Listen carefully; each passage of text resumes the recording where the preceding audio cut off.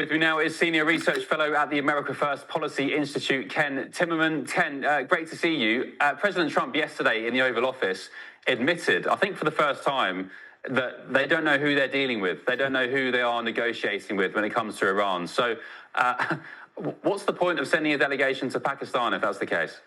Well, I think the president is giving the Iranians every possible chance to make a deal. And the IRGC, who I believe calls the shots in Iran, are going to do what they always do.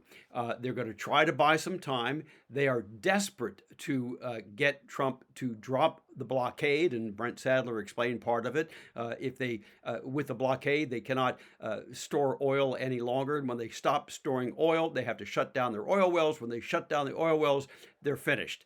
So they face severe economic disruption, if not disaster. They want to buy time. But the IRGC is not willing to make the serious concessions on their nuclear program or on their ballistic missile programs that President Trump and, by the way, the Americans in general are demanding. So this is going to be another rope-a-dope exercise. I think that's why J.D. Vance was not sent there. Jared Kushner and Witkoff will listen to whoever comes, and we don't know if it's going to be Arakchi or somebody else, but they'll listen. And when they do not hear the words that they need to hear, which are, we give up our nuclear ambitions, we will not have a nuclear weapon, then I think all bets are off. The Iranian foreign minister, the chap you just mentioned there, Arakchi, I think that's how you pronounce his name, the IRGC, on the radio communications of one of their gunboats the other day, referred to him seemingly, or unless it was President Trump, they referred to their fellow countryman as an idiot. So does that display the clear sort of grievance, the divide in Iran about who's running things? Is it the government, the Iranian foreign minister, the Mojtaba Khamenei, who probably isn't even alive, or is it the IRGC?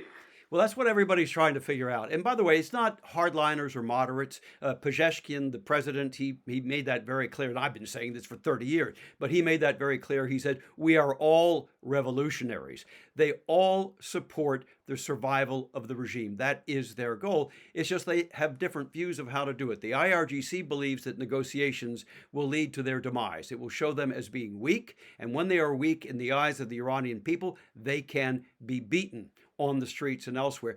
The technocrats, Pezeshkian, Arakchi, and others, understand this economic suicide that they are facing, and they're saying we must get the blockade removed so we can continue to export oil. So that is the real dichotomy that you're seeing. It's really a negotiating strategy. It's not a question over the regime itself, the nature of the regime, or the survival of the regime. They all want to survive as the Islamic Republic of Iran. Ken, thanks very much. Just in literally 5 words, how do you see this whole thing ending, Iran, very quickly? I think we're going back to war. I think we have another 2 weeks of, quote, work to do. And at that point, the IRGC will be destroyed as a military force and the people will rise.